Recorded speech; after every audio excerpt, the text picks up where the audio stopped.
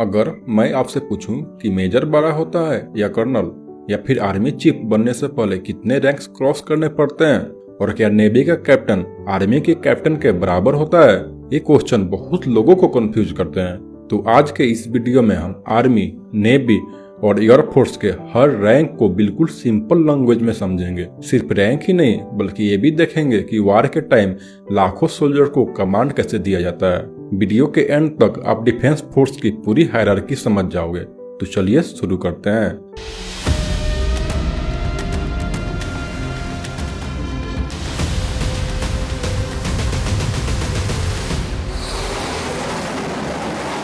सबसे पहले इंडिया के डिफेंस स्ट्रक्चर को समझते हैं। सबसे ऊपर होते हैं प्रेसिडेंट ऑफ इंडिया, जो तीनों डिफेंस फोर्स के कॉन्स्टिट्यूशनल सुप्रीम कमांडर होते हैं। उनके नीचे प्राइम मिनिस्टर, फिर डिफेंस मिनिस्टर, और उसके बाद आते हैं चीफ ऑफ डिफेंस स्टाफ यानी सीडीएस। सीडीएस का काम आर्मी, नेवी और एयरफोर्स के बीच कोऑर्डिनेशन को और भी बेहतर बनाना होता है। और फिर आती है तीनों defence forces, Indian navy, Indian army, Indian air force.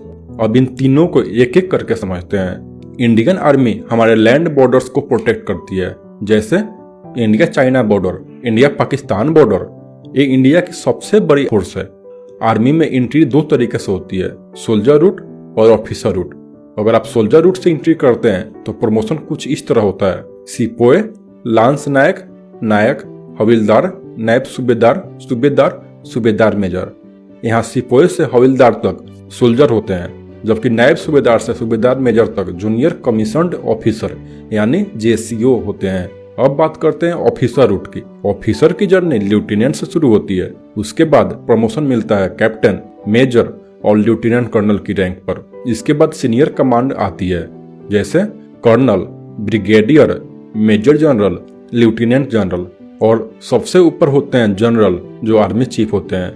जैसे जैसे रैंक बढ़ती जाती है वैसे वैसे रिस्पॉन्सिबिलिटी भी बढ़ती चली जाती है। अब बात करते हैं इंडियन नेवी की।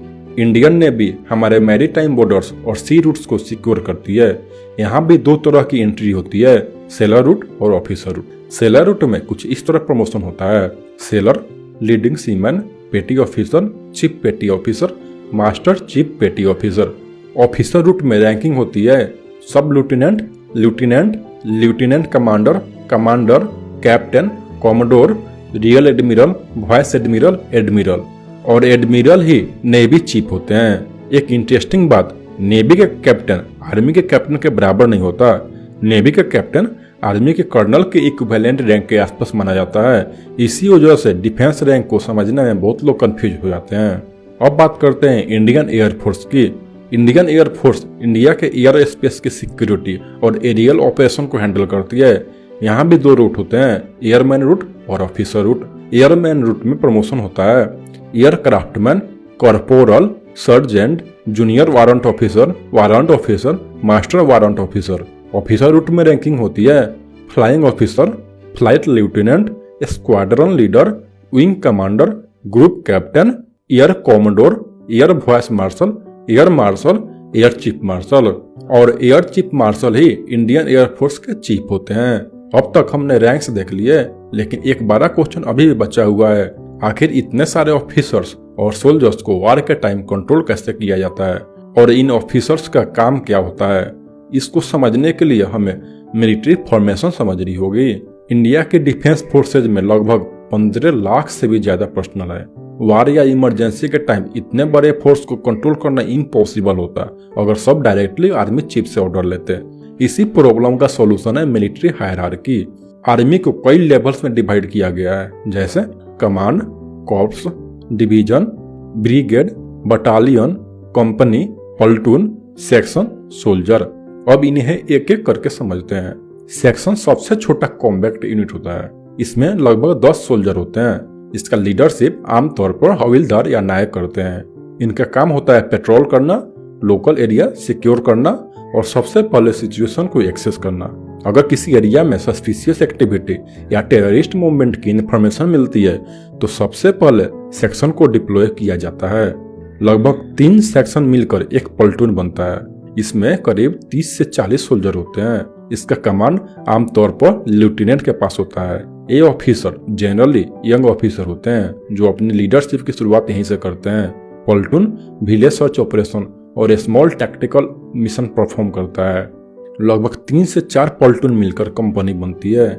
इसमें लगभग 120 से 150 सोल्जर होते हैं। कंपनी का कमांड मेजर या कैप्टन करते हैं। एक कंपनी इंडिपेंडेंटली किसी मिलिट्री पोस्ट को डिफेंड कर सकती है या किसी छोटे ऑब्जेक्टिव को कैप्चर कर सकती है। अब आते हैं आर्मी की सबसे इम्पोर्टेंट फाइटिंग यूनिट पर। लगभग 4 से 6 कंपनी मिलकर बटालियन बनती है। इसमें नॉर्मली 700 से 1000 सोल्जर होते हैं। हालांकि रोल के हिसाब से स्ट्रेंथ थोड़ी अलग हो सकती है। बटालियन को लेफ्टिनेंट कर्नल या कर्नल कमांड करते हैं। जब भी न्यूज में सुनते हैं कि आर्मी की एक बटालियन डिप्लॉय की गई है तो उसका मतलब होता है एक कंप्लीट फाइटिंग यूनिट को भेजा गया है, जैसे बिहार रेजिमेंट की बटालियन या सिख रेजिमेंट की बटालियन। वार के टाइम फ्रंट लाइन कॉम्बैट में बटालियन की बहुत बड़ी रोल होती है।